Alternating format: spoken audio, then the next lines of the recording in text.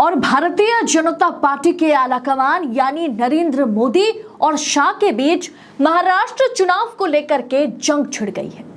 जी हां, इस खबर के बारे में आपको भनक ना लगे इसकी पूरी कोशिश बीजेपी कर भी रही है।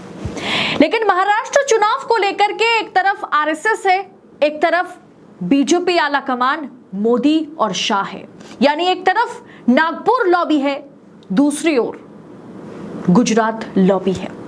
और इस जंग को बीजेपी आलाकमान को जीतना है, तब जाकर के वो महाराष्ट्र में अपनी सरकार बना सकते हैं, या तब जाकर के वो आगे महाविकास अघाड़ी के साथ लड़ेंगे। दरअसल दोस्तों, मामला बिगड़ कैसे गया? हारी हुई बाजी बीजेपी ने या मोदी शाह ने हरियाणा में जीत ली। हरियाणा जीतने के बाद से नरेंद्र मोदी और शाह को यह लगने लगा कि अब महाराष्ट्र चुनाव से उन्हें कोई भी दरकिनार नहीं कर सकता। दरअसल आप ये वीडियो, ये रिपोर्ट पूरा देखेंगे तो आपको मालूम चल जाएगा कि भारतीय जनता पार्टी और आरएसएस के बीच उठक पटक जो है वो जारी है। घमासान पहले से ज्यादा मचा हुआ है, क्योंकि आरएसएस को यह लग रहा था, संघ को यह लग रहा था, मोहन भागवत को, नागपुर लॉबी को यह लग रहा था कि भारतीय जनता पार्टी अगर हरियाणा चुनाव हार जाती है तो महाराष्ट्र चुनाव की जिम्मेदारी आरएसएस को सौंपा जाएगा।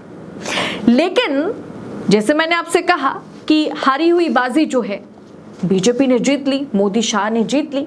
अब ऐसे में हरियाणा के बाद महाराष्ट्र चुनाव में मोदी शाह फ्री हैंड चाहते हैं, और उसके लिए सबसे पहले मोहन भागवत को और फिर नितिन गडकरी को, खास करके नितिन गडकरी को महाराष्ट्र चुनाव से पूरी तरीके से साइडलाइन कर दिया गया। इतना तो साफ है कि बीजेपी आलाकमान और आरएसएस नागपुर लॉबी में भयंकर लड़ाई चल रही है। लड़ाई की वजह जो है वो ये दोनों व्यक्ति हैं। एक है प्रधानमंत्री नरेंद्र मोदी, दूसरा जो है वो नितिन गडकरी है। क्योंकि नागपुर लॉबी ये मानती है कि नरेंद्र मोदी का जो रिप्लेसमेंट है वो कोई और नहीं बल्कि नितिन गडकरी है। और ये बात नरेंद्र मोदी और शाह को भी पता है। शाह और नरेंद्र मोदी को पता है कि मोदी जी की रिप्लेसमेंट कोई और नहीं बल्कि उनकी अपनी पार्टी के वरिष्ठ कद्दावर दिग्गज नेता, जिन्हें पक्ष से लेकर के विपक्ष के हर एक नेता सम्मान करते हैं, प्यार करते हैं, वो है नितिन गडकरी, जिन्होंने अपने जुबान कम चलाते हैं और काम ज्यादा अच्छा करते हैं। उस नितिन गडकरी मोदी के रिप्लेसमेंट में खड़े हो सकते हैं। इसी के चलते महाराष्ट्र चुनाव में सब कुछ बीजेपी आलाकमान अपने पास रखना चाहते हैं। मोदी और शाह चाणक्य ये चाहते हैं कि नितिन गडकरी इस चुनाव से दूर रहे, और इस चुनाव से दूर रखने के लिए नितिन गडकरी को पूरी तरीके से बैन कर दिया गया। दोस्तों, नितिन गडकरी वो व्यक्ति हैं, वो नेता हैं जिन्होंने महाराष्ट्र में बीजेपी की जमीन मजबूत की है, जिन्होंने महाराष्ट्र में बीजेपी की एंट्री कराई है प्रमोद महाजन के बाद। लेकिन अब आरएसएस और गडकरी से बीजेपी आलाकमान मोदी शाह सलाह नहीं लेना चाहते हैं। उम्मीदवारों की चयन को लेकर के नितिन गडकरी, जो कि महाराष्ट्र के सबसे दिग्गज, सबसे बड़े नेता माने जा रहे हैं, उनसे आलाकमान मोदी और शाह उम्मीदवारों की चयन को लेकर के कोई सलाह नहीं ले रहे हैं। उनसे पूछा नहीं जा रहा है बल्कि उन्हें साइडलाइन किया जा रहा है। खबर यह भी है कि उन्हें ज्यादा रैलियां भी करने का मौका बीजेपी देगी नहीं, सिर्फ नागपुर के आसपास उन्हें एक दो रैली करने का अवसर जो है वो शाह देने वाले हैं।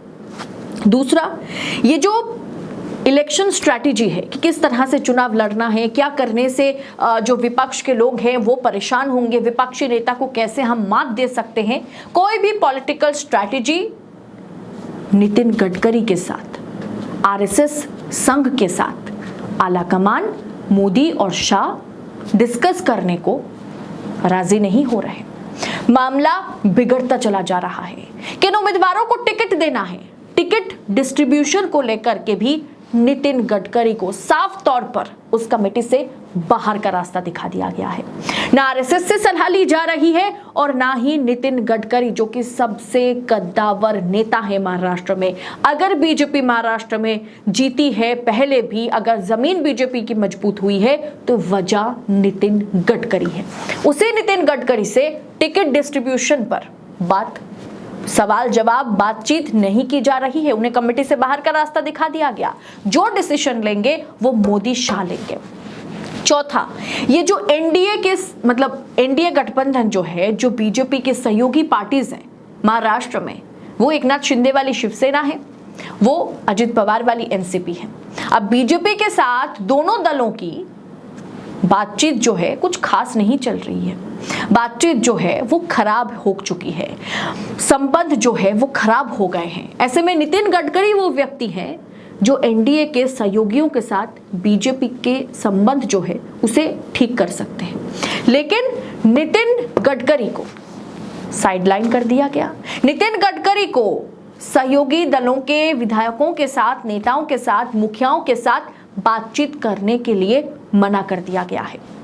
दरअसल नितिन गडकरी प्रधानमंत्री के सटीक दावेदार है बीजेपी के भीतर, और नितिन गडकरी के पीछे लंबी कतार में नेता खड़े हैं, दिग्गज खड़े हैं, आरएसएस खड़ी है, जो नितिन गडकरी को मोदी जी के रिप्लेसमेंट के तौर पर देख रहे हैं। ऐसे में अगर महाराष्ट्र चुनाव नितिन गडकरी के हाथ में सौंप दिया जाता है, अगर बीजेपी चुनाव जीत जाती है, जो कि बीजेपी कर सकती है, क्योंकि मशीन और मशीनरी यानी ईवीएम मशीन, वीवीपैट और मशीनरी यानी चुनाव आयोग, सब कुछ तो मोदी के पास है, सब कुछ बीजेपी के पास है। तो चुनाव जीतना आसान बीजेपी के लिए। अगर घपलेबाजी करके, अगर फ्रॉड करके चुनाव जीतना है तो वो मौका बीजेपी के पास है। बीजेपी कहीं पर भी कभी भी चुनाव जीत सकती है, सरकार बना सकती है, वो क्षमता बीजेपी के पास है।